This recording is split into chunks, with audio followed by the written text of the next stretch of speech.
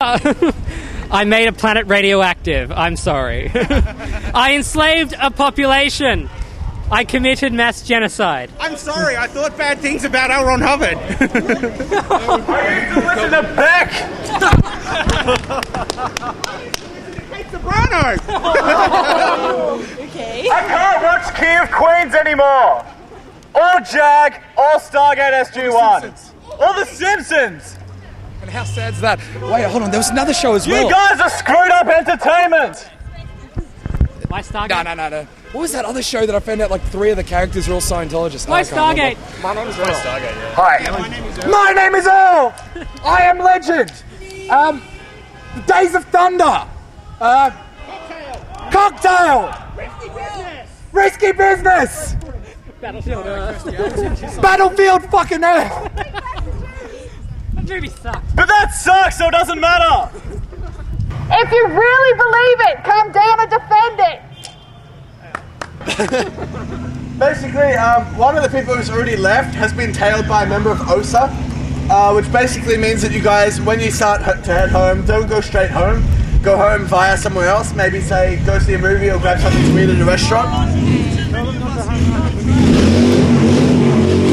Shut up! Basically, just be careful because there's people trailing you home, and I'm worried about all your safety because I love you all. Thank you. Christianity is $0. Muslim is $0. Islam is $0. Scientology, $375,000. Think about that. They established front groups like Narcanon, Applied Scholastics, etc. in order to push their beliefs on unsuspecting public who contact them for assistance. Fair game!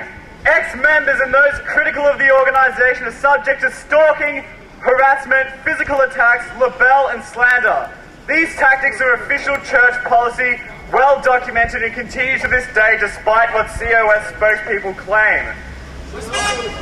There have been numerous deaths and suicides as a result of their pseudo-medical and mental health practices. Their disconnection policy forces members to sever all ties to friends and relatives the COS declares SPs. Cults isolate their followers from those that can persuade them to leave. Most people consider Scientology to be a harmless pseudo-religion. The truth is, it is a dangerous cult which generates billions of dollars of revenue from their members. And it's tax-free! And it's tax-free!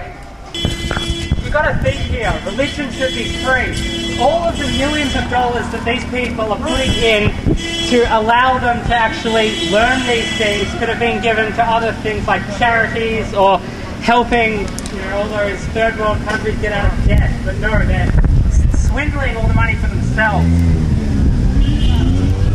Just to give you guys some information as to what goes on with the fair game policy, one of the critics in America, a guy by the name of Arnaldo Lerma, who was actually engaged to L.ron Hubbard's daughter, he was forced to leave the church. He was forced to break off contact with everyone in there after he decided that it was a whole load of crap anyway.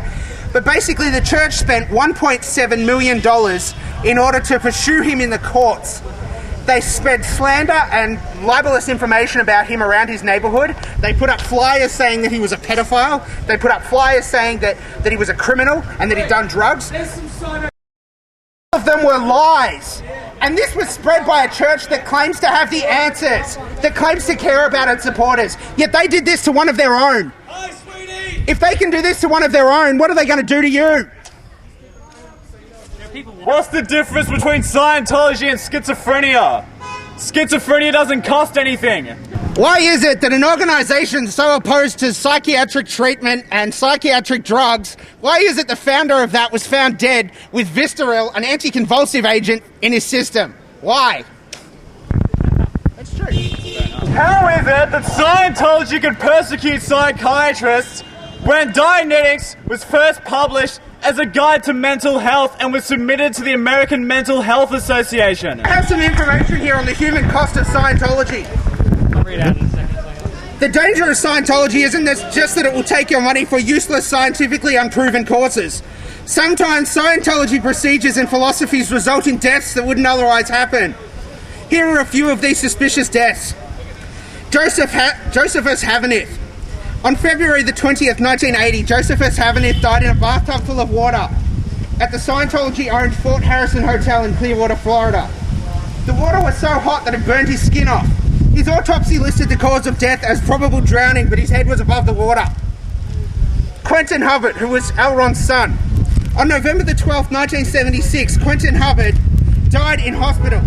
He'd be found in the morning of October 28th in a running car with the windows rolled up and a vacuum cleaner tube running from the exhaust pipe. In Scientology, because Quentin was gay, homosexuality is considered a subhuman perversion. l.ron's reaction upon hearing of his son's death was, "That stupid fucking kid. That stupid fucking kid. Look what he's done to me." Noah Loddick. On May 11th, 1990, Noah Loddick jumped from a 10th floor window in New York City, clutching $171, all the money he had left. Before he killed himself, he'd paid Scientology more than $5,000 for counselling. Lisa McPherson, of course, which we all know about, but for those of you that don't. On December the 5th, 1995, Lisa McPherson was dead on arrival at a hospital north of Clearwater, Florida. She had previously been at the Fort Harrison Hotel in Clearwater. She was taken to the fourth closest hospital to that hotel, which was the only one with a Scientologist doctor, who was later suspended for a year for prescribing drugs to her without examining her. She had cockroach bites on her arms, and according to the medical examiner, had been without water for at least 5 days. When she died, Lisa McPherson was 5'9" and weighed 108 pounds. That's 42 kilos, for those of you who don't know what pounds are. She paid $97,000 for Scientology courses before she died. Criminal charges against the Florida Scientology Corporation concerning the manner of her death were dropped. A civil case against that Scientology Corporation is proceeding. Next is Susan Meister. On June 25th, 1971, Susan Meister died in a cabin on the Apollo, a ship owned by Scientology that was Ron Hubbard's headquarters. Susan Meister died of a bullet wound in her forehead, supposedly inflicted by suicide with a long-handled revolver. There were no powder burns on her forehead, which would have been the case if the gun had been against her forehead, as it would have had to have been for her to shoot herself with it. Evidence points to the fact that she was murdered. Herbert Pfaff. On August the 28th, 1988, Herbert Pfaff died in the night from a grand mal epileptic seizure, again at the Fort Harrison Hotel. His doctor, a Scientologist, prescribed him vitamins instead of anticonvulsant drugs. Mr. Pfaff had been taken off his epilepsy medication by Scientology when he entered the organisation because people taking any kind of drug aren't allowed to take Scientology's processing. Margaret Winkleman. In January 1980, Margaret Winkleman walked fully clothed into Clearwater Bay and drowned herself. She'd stopped taking lithium prescribed for bipolar disorder and started taking vitamins and minerals that Scientology suggested she take. Patrice Vick. On March 24th, 1988, Patrice Vick jumped through the window of the room where his sons were sleeping. "Don't keep me, it's the only solution," he told his wife, who was trying to stop him. Before his death, Scientology was pressuring him to borrow 30,000 French francs, $6,000 US, for Scientology's scientifically unproven purification rundown. The following morning, the Scientologist who was pressuring Mr. Vick called to make the arrangements. He was told of Mr. Vick's suicide. His answer was, le con. That's French for the bastard. 6 French Scientologists were convicted on charges relating to Patrice Vick's death, ranging from involuntary homicide to fraud to illegally practicing medicine. Thank you.